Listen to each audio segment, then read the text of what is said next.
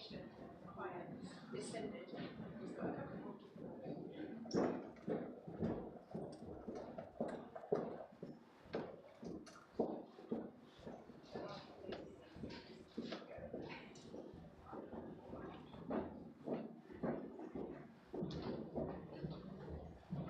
morning, ladies and gents and children. It's lovely to see you. My name is Sally Hall and I'm the Senior Deputy, and welcome to our panel. My plan is not to talk too much. I find that hard, but you have come to hear from these people. So the first thing that they'll do is introduce themselves, and then it's over to you for questions, please. So we'll start at the end. Hi, I'm Kat and I'm an opposite. Hi, I'm George and I'm second year. Hi, I'm Martha. I'm a fourth year. Hi, I'm Oliver and I'm also in fourth year. Hi, I'm Scout and I'm in third year. Hi, I'm Joe and I'm in opposite. Hi, I'm Zara and I'm in Hi, I'm George and I'm an opposite. So you know who they are. Now your questions. Over to you. Who would like to kick us off? Yes, right at the back. Were you just waving? Tremendous. Everybody got a question. It's going to be a long panel. Yes. Then our questions are going to maybe slightly younger than this, in terms of how you move from being a junior school or a prep school to being. Yeah, so a question about the transition from a junior school into first year. So Zara, would you like to start? Zara's in second year, so you've done this most recently. How easy was it to move into first year? So when I came here, I didn't really know anyone, but I think there's like lots of teachers who are really supportive, and they like help you so like you can settle in really well. Fantastic. Oliver, you joined in third year. Could you perhaps talk about the move into third year? Yeah, well, I was quite excited for like meeting new people and everything, and I thought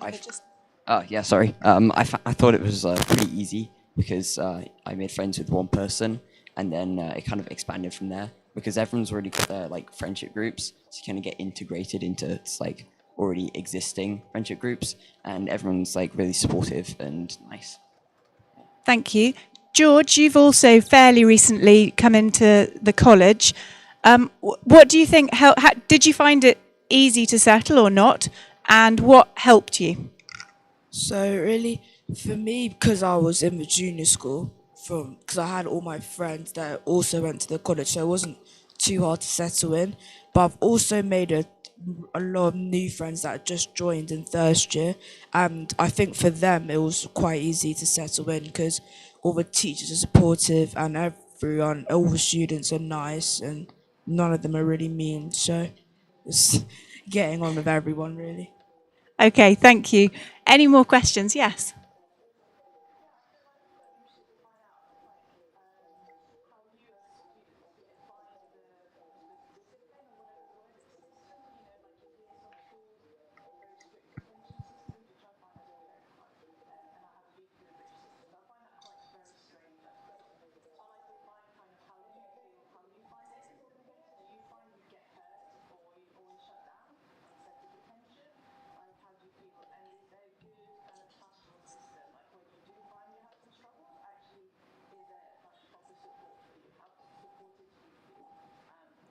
Okay, thank you. So 2 questions. We'll take the first one, which was about behaviour and how that's managed, and then we'll come back to the idea of pastoral support.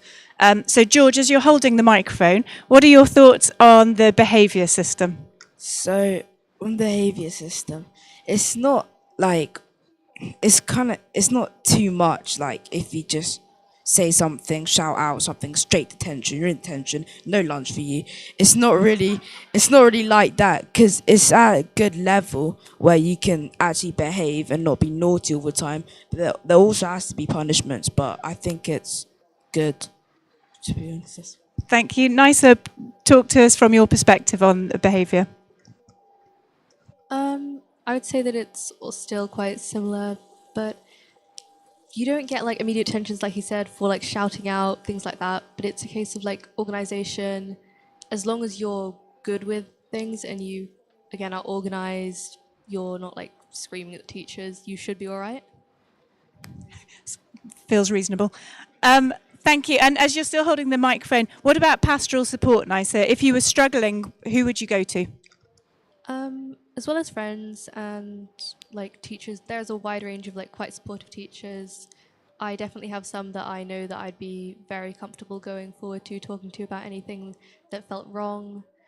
There's counsellors, the pastoral team, quite good, very like the chaplaincy. We have Kevin and Jess, they're really lovely, super supportive, great to talk to. Would anybody else like to come in? Kat, I can see.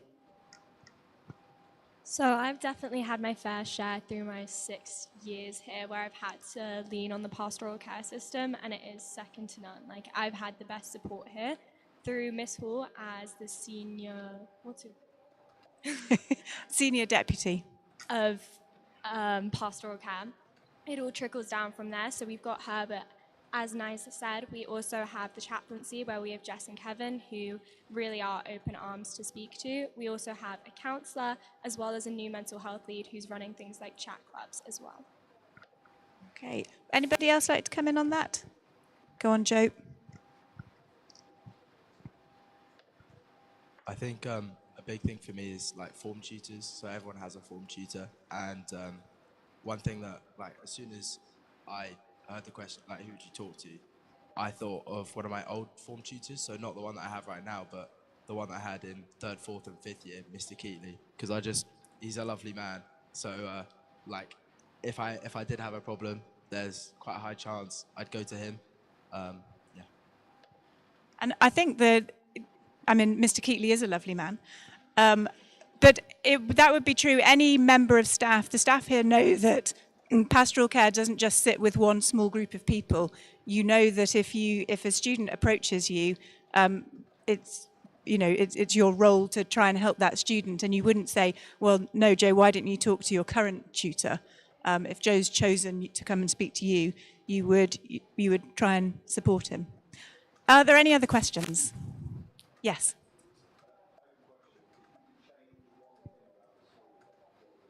So if you could change one thing, what would it be? Joe, you're holding the mic. What would it be? So I always think with the like up and coming awareness of like mental health, it's difficult to keep up with the times, and I think the school does a really good job of constantly adapting and changing to that. And I always say it's quite difficult to sit a child down if you like and try and find out if they are struggling, because you can't really ask them what's wrong, or like you can, but you can't say like what's wrong with like your brain, because a lot of the time children don't always know. But I think there's a lot of support around it, and it's not so much the school definitely doesn't fall behind on it. It's just there's more awareness with it, so it's difficult to keep up. But I do think the school does a good job of keeping up. Thank you. Scout, as you're sat there, anything you'd change? I don't really have anything I'd change. Okay. Oliver? I think because there's a lot of new opportunities you can do, as well as lots of clubs and things. And what I also like is for sport as well, which we haven't touched on yet. There's one thing I probably would change is if there were, because we do like basketball and things that's really big in other countries, such as like the US, maybe touching on different sports that are maybe bigger in different countries rather than the UK. Because we do, the main sports you can do are like tennis, rugby, hockey, cricket, and rowing. But I think for me, I'm a really avid rower. I'm really happy with how it is right now. But it would be cool if maybe sometimes they touched on like other sports as well that's slightly maybe more vague that other people might find more fun as well. Okay. Nisa, anything you'd change? Again, with like what Oliver said with sports, I guess I do, since I'm not super sporty myself, I do think there's actually a wide range of sports. We do have a rock climbing wall. I love it. But change-wise, I think it's pretty good. And I feel like some of my friends would have maybe said, since you have to do like RE language for GCSE, but those I do feel like are quite core values into like being able to like understand like different cultures, languages, obviously quite important. So it's really a case of who you are, what you enjoy. Okay. Anyone got a change point? Anything they're burning to change? George, I knew you would. I teach George. Change my teacher. No, not that one. So I have never really been very good, well, at languages. I just didn't enjoy them. Couldn't hack it. So I would have said, I wish I didn't have to do a language at GCSE. So my first step to kind of not wanting to do that was to pick Latin. I was really angry about this, and I got a 3 in my summer exam in 4th year. And I was thinking, wow, why did I have to do this? But then it ended up being okay, because the following year I went to booster sessions every Tuesday and Thursday mornings and ended up getting an 8 in the GCSE. So stick at stuff, but I still wish. Oh, thanks everyone, thanks. Yeah. It is hard to imagine George being angry, I have to say. More questions? Yes. How much homework do we get? Holding the microphone. With A-levels, a lot, but it gets more each year, and it's never like disproportional to what exams and whatever you've got in that year. I've never felt that it's way too much, I can't handle it, and even if it was, if I had gone to say to a teacher, I need more time, they would have always said yes. So I've never found it to be that bad of an issue. Zara, how much homework do you think you do on average each night in first year and now in second year? Well, most days we'll usually get around like 2 pieces. Some days it's 3, but like I've never found it too much because I think they always give you enough time to do it. So. Okay, thank you. Scout, what about third year? So in second year, first and second year, you get like 20. They say take 20 minutes doing your homework. If you need more time, go over it if you want. But the main time is in 20 minutes, and then in third year you up it and you get 30 minutes. But you usually only get 3 pieces a day, and they give you at least 2 days to do it, usually more. So. Okay, thank you. And Oliver Neisser, you've just started your GCSE courses. Thoughts on homework this year? The homework has gone up a bit, but for me it's really manageable. I usually get about maybe in total an hour and a half every night, but it feels very quick when you're doing it, and usually I get maybe 3-4 pieces a night. But usually they split it up. I think teachers usually set either 1 45-minute homework or like 1 20-minute homework and 1 25-minute homework each week. And usually they set homework with at least 2 days. I get maths homework the next day, but we have a very good maths teacher, and I feel, because I really enjoy my maths, and in TopSet you want to get a lot of work done. And I think that means you can fit a lot more stuff into the day. I'll tell you said that. Any more questions? So homework, I think the general picture is it increases year on year, but hopefully is manageable. Yes? Just a question really about how much communication the school has with parents about homework and school clubs, or whether actually the pupils themselves kind of manage it and do it. So I will start on that one, and then we can see what the students think. We're moving to a system called My School Portal in a couple of weeks' time, and that will enable parents to see really easily what the homework assignments are, things like what's coming up in the calendar. So that will be very straightforward for parents. I think the idea that we would like is that as you progress through the school, you become more and more independent. We try and encourage independence in first year, and with varying degrees of success, I would say. Guys, what do you think? Are your parents do they get heavily involved in what you're doing in school in terms of organising you, or do they leave you to it? Nisa, you're holding the microphone. In my case, I would probably say that my parents aren't like mainly involved. They try to like get me to again independence, dealing with like what clubs I want to do. Like for example, like DOV, I'm like informing them that I want to do that, and like homework wise, again, I'm mostly kind of dealing with it myself. Okay. George, what about you? For me, like, my parents like want me to be doing my homework, so don't really want me to get in trouble. So, but I do do it myself. But if I'm like on my PlayStation too much, they'll tell me to get off and do my homework. Quite right. Let's get another question.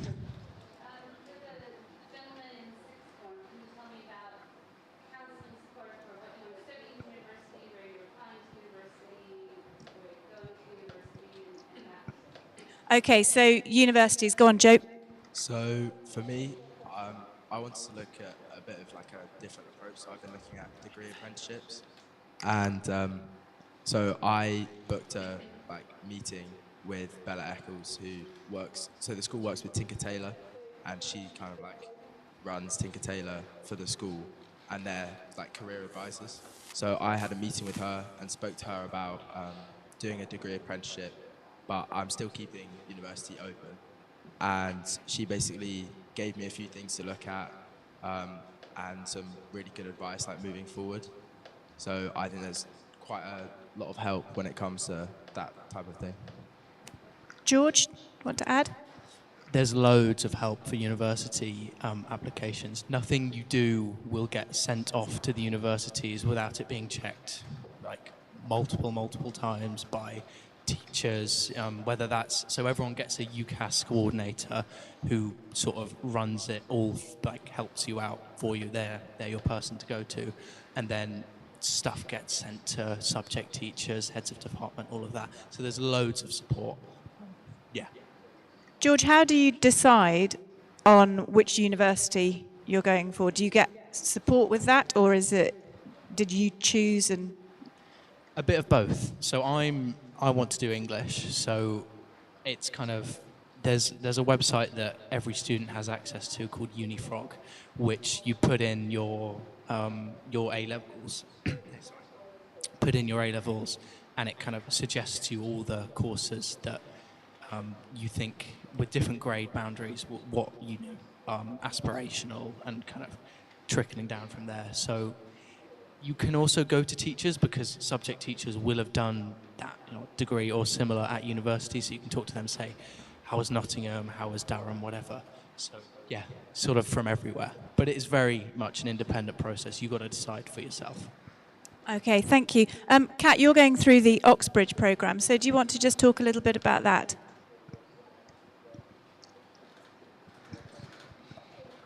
Yeah, so as Ms. Hall said, I'm applying for Cambridge, and that application has to go in a month earlier, so it has an earlier deadline than other UCAS applications, so my deadline's in 3 weeks. But doing Oxbridge has been really good. I've had a lot of support. There's an Oxbridge Club, which is run by Mr. Carr, the head of sixth form. So I'm getting special support for that in terms of those people doing Oxbridge who have subject assessments. My course doesn't, I'm doing politics. But I think there's a lot of support, whether you're doing Oxbridge or not. You can send your personal statement really to any teacher and they'll help out with that. We also have a medics programme that would be for any student who wants to do medicine or veterinary science. And if you're looking to go to, say, one of the art colleges, then the art department make sure that your portfolio is up to standard. So there is a huge amount of support. And I'm really pleased, Joe, that you talked about degree apprenticeships, because I think that's an important change at the moment. Not everybody is doing the sort of what used to be a traditional degree approach. And we're certainly encouraging people to look at degree apprenticeships. Okay, more questions? Yes.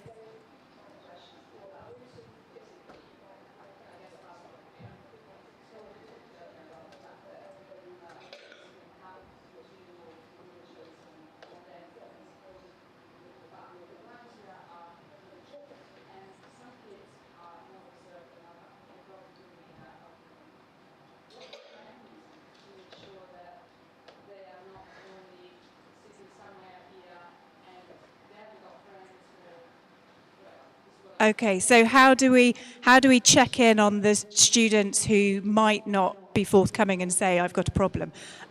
I know what we do. I want to see if they know what we do. So anybody on the panel, I mean, Kat, you've got the microphone. Do you have any thoughts on what we would do there? I think, as we said, with the pastoral care system, because there's so many avenues, there really are so many teachers who are looking out for each individual student. And I'd say, as Joe was speaking, form tutors.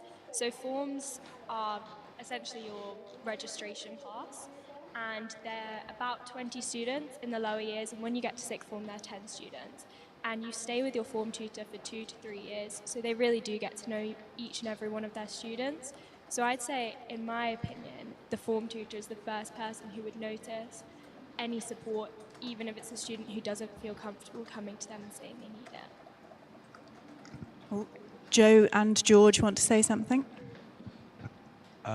So I think we've also got a house family system. So in all the houses, you've got a family, and like a lot of the time, you're all a bit different. Like, it's not people that you necessarily go, I want to be friends with them.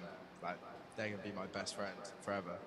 But I think in my house family, what I found is I've actually would say I have made pretty good friends with them, even across the year groups. I was going to say, just explain what a house family looks like. So normally it's just one person or 2 people from each year group, all the way from first year to upper sixth, and it's really encouraged to be quite student led. So as much as you have a teacher looking over you, the sixth formers are often encouraged to lead it. And I know in my house, everyone's quite outspoken, so it's less of leading something and more of just sat down and hanging out with people. And you do get to play a lot of games, which is quite fun. Whenever we have a house assembly, so we had one on Thursday, and it was a quiz, and my house family did very well. 26 out of 26. Well done. It was a music quiz. Well done. So what I would say to your question is, it kind of, in terms of people being more reserved and quieter, a good thing about form tutors is what happens every term, I think, is a thing called form review or something. That's probably not the right name for it, but you have a one-on-one with your form tutor for about 10, 20 minutes. And while a lot of the time that is, just everything's going great, sometimes if there is actually something going wrong, because the form tutor is someone that knows you well, that is when you might say, actually, could I have some help with this? And then you might go to a counsellor, you might do whatever it is. So, and as Kat said, it kind of comes from anyone you want it to be. And I've never found there's been an issue with that. It's, really good here. Okay. So in terms of the formal processes we have, thank you very much. In the first year, each tutor group has 2 tutors on it. So there might be 24 students in that tutor group, but it'll have 2 tutors. And the idea is that to really keep an eye out on our youngest children in their first year. In addition to that, the sort of pastoral training, the safeguarding training that we give to all teachers talks about looking for change. If a student has changed in their manner, then that could signify that something's wrong. So the most important thing is that teachers know the people in front of them. So we're a big school. I know a lot of the children. I don't know all of them really well, but every child will be very well known by the teachers who see them 2 or 3 times a week, the sports coaches who see them in their, outside and on the pitches, the music teachers, the drama coaches. So each child is really well known and they're really seen. And so if a change is noted, if they seem to be reserved, if they seem to be on their own, then it will be picked up. I quite often, one of the kind of instances of spotting people on their own comes from our catering team. So they will say to me, Sal, I've just seen this child and they seem on their own. I've seen them eating on their own a couple of times this week. And we look at the photographs and we work out who it is. And then I can say to the tutor, right, I'd like you to speak to that child. So it really is, when I say the training to all the staff, it's everybody is looking out for those sorts of things. And we try and act on it really quickly. We also have an online bullying report and you can report that you're being bullied, or you can report you think someone else is being bullied, and that's done online. So you could do that safely from home if you were worried about speaking up in school. So we try and find lots of ways. The other thing I would say is that if you take part in clubs, there might be a club that probably naturally suits more reserved young people, and therefore you'll meet like-minded folk in that club, and the teacher again will get to know you because you go along to that club every week, and they again, that's probably a very safe environment for a teacher to say, "You seem a bit quiet today. What's up?" So I think we're on that, but I'm always looking to make sure that that's happening. Okay, we have time for a few more questions. Yes.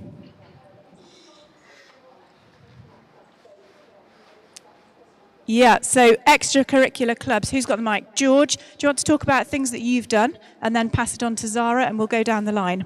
Yeah, so there's loads of options for different kind of personality types. So a good thing that I've done in the sixth form, and Joe did this as well, so I'm going to steal it and use it first, is Young Enterprise, where you get to kind of make your own business over 2 terms. So we made terrariums and we actually made some money, which I thought was good fun. So there's quite a few clubs that you can do. One of my favourite clubs that I've been doing this year and last year is Chat Club, and it's like if you're struggling, it's run by the mental health lead, so it's like, you can talk if you're like worried about anything or like struggling, but then it's also like it's really fun, like you do lots of different stuff to help. My favourite club is a sixth form only club, so sorry guys, you're going to have to wait. And it's called Kennedy Club, and basically you get some refugees living in hotels nearby, and they get bussed over, and we get we just get to spend, I think it's 2 hours with them, and we will play board games for a bit, and then we'll go into the AC and play a bit of football, and it's just a club where you can just make friends with new people, and it's really fun. So I do a lot of sport and drama clubs. So my sport, I play hockey. So I think 2-year groups have hockey on like certain days. And then I also do drama, and there are loads of plays available for us. So I think we're doing one at the moment called A Series of Public Apologies. So doing that at the moment. And then I also, in first year, I did a club called Book Club, which was great, and you just chatted about a load of books that you've read, that you enjoyed. Yeah. And you made loads of friends in it. So. I'm a really avid rower, so I row quite a lot of times a week. I row on Tuesdays, Wednesdays, double session Thursday, and double session Saturday. So once you make it to 4th year, you have it's not too much. You've got 12 hours a week. But I also have a drama scholarship, so we facilitate. So in my year group, I attend a first-year drama club, so we help facilitate that and help the teachers with that, as well as being involved in lots of plays. And I also went to a history club last year, which was very fun. I could meet lots of like-minded people. And the school is really open to whenever, if you and your friends really want to do something together, or like make a new club that's just run by the students as well. So I have a Dungeons and Dragons club with my friends as well, which is really enjoyable, and the school is really open to like new ideas, which I really enjoy.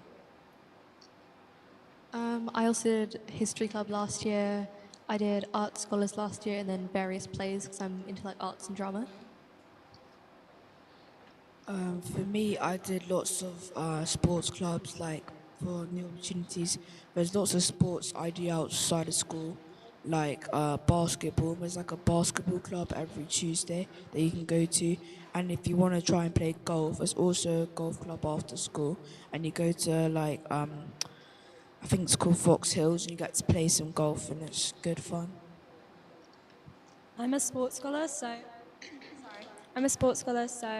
netball and hockey. And then in addition to that, building off of what Joe was saying on Kennedy Club, we do have those relationships with charities, refugee charities such as Elmbridge Can. So one of my favourite clubs or extracurriculars I did in the lower sixth was refugee tutoring, where you meet with a refugee on a Zoom call once or twice a week and you tutor them in maths, English. It can be sciences for GCSE as well, but I felt that was really fulfilling as well. There is a huge array of clubs. I think in covering all sorts of spheres. I mean, on Wednesday after school, I popped into Lego Construction Club, and there's a league, and they were building various things in teams. There are all sorts of language clubs that like Foreign Film Club. There's all sorts of clubs relating to tech. I think our car is driving around the track at the moment. That is the Formula 24 Club. There's Anki Overdrive. There's a student cookery one, a university cookery one. Just looking at you guys. Yeah, a huge range. I think there are over 100 clubs. We have an activities fair at the start of term, so students can go along and find out what clubs there are. Okay, I think, yes, one more question. Yes.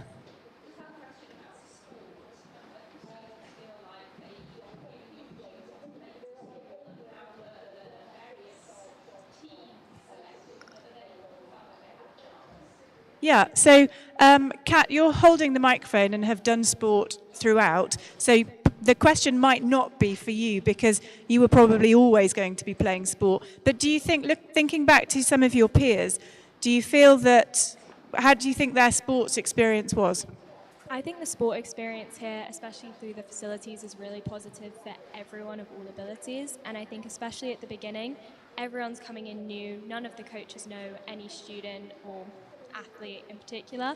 So I think everyone's given a really fair shot, especially in first year we have A teams to sometimes F or G teams. So everyone does get the opportunity to play for the school and represent the school and move up teams if they want to as well. Scout, did you? Yes. Scout wants to come in. So in year 7 or first year, I was playing hockey outside of school and I was also playing in school, but I was in the C team. And then the next year I ended up being captain of the Bs, and now I'm playing, and then I ended up playing for the A's in the national team, and now I'm playing with the A's again, and I've got into Surrey this year as well. So, well done, Scout. That's great. And really nice to that evidence that you started in the C's and have moved up. Zara, have you played for the school? So I'm not necessarily the strongest at sports, but it's like really fun because everyone gets an opportunity to like have a chance, because they always make sure like everyone gets a chance to play. And also with the sport, you also like make loads of new friends. So I think sport is very fun, even if you're not a very sporty person. Good, thank you.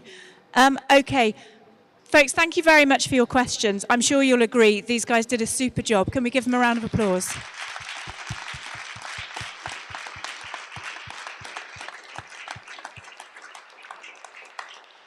She was here and she shot off to chapel. If you want to hear Mrs. Owen speak, she is doing her headmistress talk in about 5 minutes. So you've time to sort of make your way, grab a coffee if you want to, and head to chapel. Thank you very much.